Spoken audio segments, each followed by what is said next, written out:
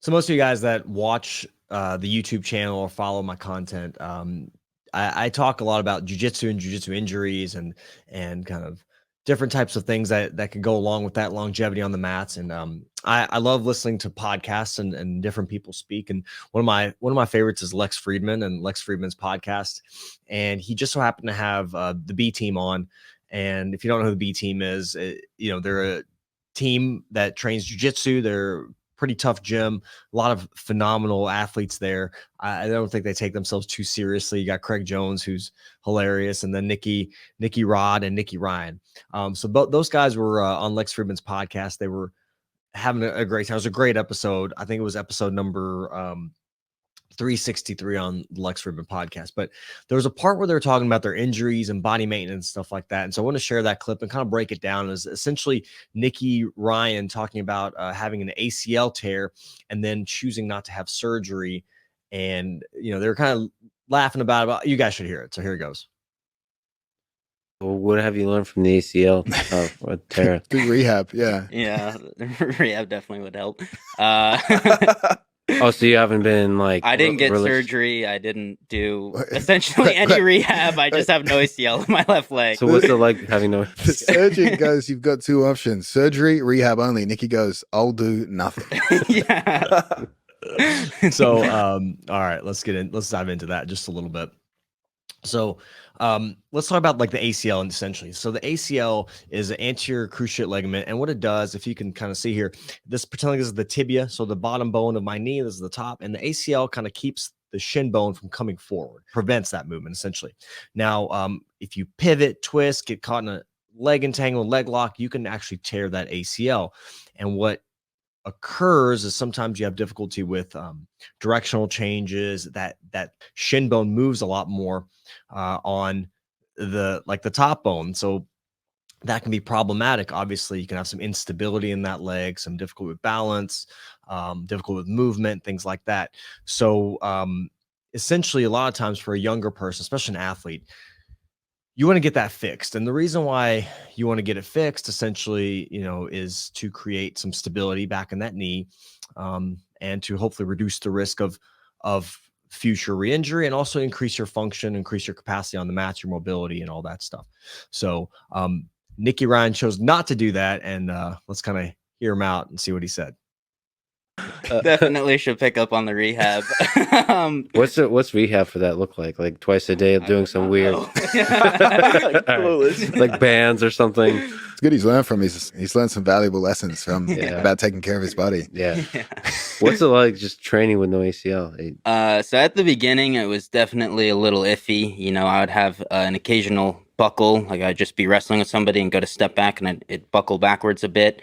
But honestly, now, like I haven't had a single buckle instance in a while. It feels 100% normal when I train.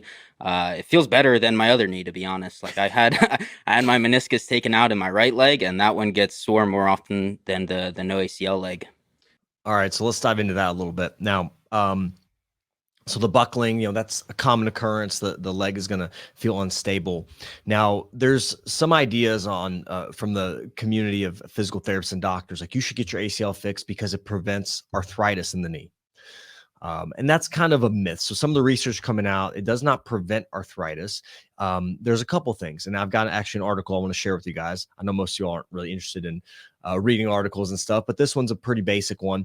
And all it is titled is Osteoarthritis and ACL Reconstruction, Myths and Risks. What happens is essentially, now what Nicky Ryan said is he had a lot of buckling initially, and then he started to feel better. Then he started to feel more, maybe more stable, or he modified how he was training or his movements, or even his body started to, adjust to kind of not having the ACL. Some of those muscles can recruit a little bit more to provide some of that stability. You can use some of those muscles around the knee, like the hamstring, the quads, some of the other muscles to kind of provide additional stability, but it's not going to quite function like the ACL would. So what happens is there is increased translation. So there's increased movement on the bone, the femur and the tibia or the shin bone, right? What happens is now what the research is showing, what this article is saying essentially is that, it does not prevent the development of arthritis. it can delay the onset of arthritis. So maybe you may not get arthritis in your knee as quickly, but it doesn't prevent it. Now, the other thing that they found is that by not repairing your ACL, because of all that increased movement, you can have you're basically putting the other areas of the knee at risk.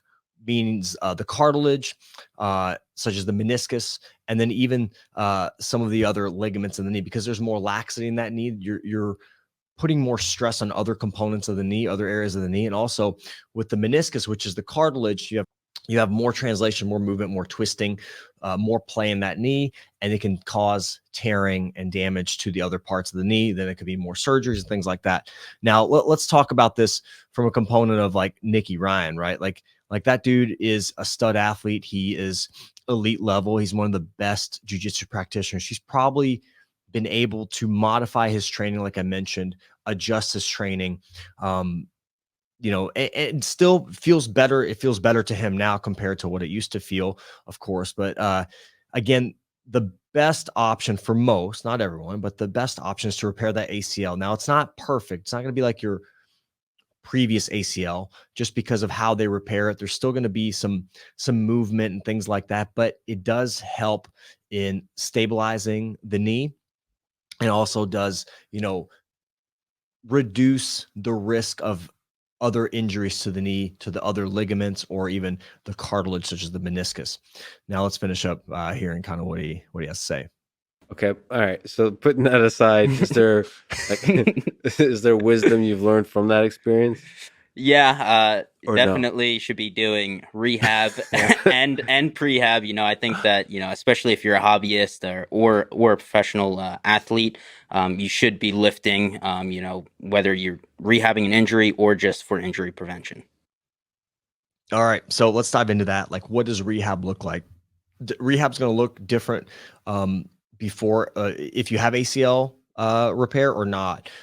If you have an ACL repair, a lot of times the recovery is about minimum, I'd say 9 months. The research shows that if you return before 9 months, you have a higher risk of re-injury. After 9 months, a year, things like that, your injury risk goes down. Now, you can't ever prevent injury, but it does decrease the risk. So for most people, like I said, I would recommend you get an ACL repaired now, because that can save your knee, promote longevity in your knee. Why would someone like Nicky Ryan not do that, right? Well, you're taking a huge chunk of your prime, right? He's in his 20s. Jiu-jitsu athletes probably in their, late teens, early 20s to their late 30s are in their prime. And I think that, taking a year and a half, 2 years out from your prime, not training the way you want to, that can play a huge impact on your progression, and maybe taking some years away from your ability to win some big titles and kind of create a name for yourself. So that's one thing. But usually the recovery that for ACLs is kind of a longer one, and you have to follow a certain protocol as well. You can't do certain things while allowing the ACL to heal, and then you progressively start to integrate back into training, things like that. Now, prehab would be, that's a whole gamut of things. So prehab would be like before you even, maybe to try to reduce the risk of injury. Maybe you don't have an ACL injury, so to speak, but maybe you practice or you do other things. And that could be strength training, looking at stability or balance training, jumps, hops, things like that. Things you're going to work on to allow your muscles to recruit properly and to work properly, so that if you are in an instance where your ACL can be compromised, your body's going to know what to do. It's going to be able to train for that, or, in some ways protect itself. So there's a lot of things to think about. Why would, Nicky not get it fixed? Again, like I said, it's potentially that he didn't want to take all this time out, and he had a bad experience with a previous meniscus repair. That's a whole other story, but a meniscus repair, just diving into that, is actually where they try to suture the meniscus back down. They don't just clean it out, cut it out. They suture it back down. Again, that is also a long recovery, just because you can't put weight through the leg. You can't bend it a certain amount of way, a certain depth. You can't bend it as far as you maybe would want to at a certain amount of time. And that's also a longer recovery. And if you don't follow those restrictions, those precautions, you can damage that repair, and then they just end up cutting it out anyways. If they cut out your ACL or cut out your meniscus, it's a quick, they just clean it up. That's a quicker recovery. It could be back on the mats. Some people have been on the mats earlier than a month, which I don't recommend, but some people take a little longer, but they get back, and essentially, again, you're cutting out some tissue in that knee that provides stability and support. And so you're stressing other areas of the knee again. So, you know, a meniscectomy or a cleaning out of the meniscus can be a necessary surgery if you have locking and catching in the knee. Again, but that just kind of depends on the type of meniscus tear you have. So Nicky Ryan's a stud athlete. His body's probably learned how to compensate, and he is so good at jiu-jitsu that he can maneuver his body in position in certain ways that he does not put undue stress on that knee. And he's kind of worked around it, and probably some of his other muscles have started to recruit or work a little bit better to help stabilize that knee externally.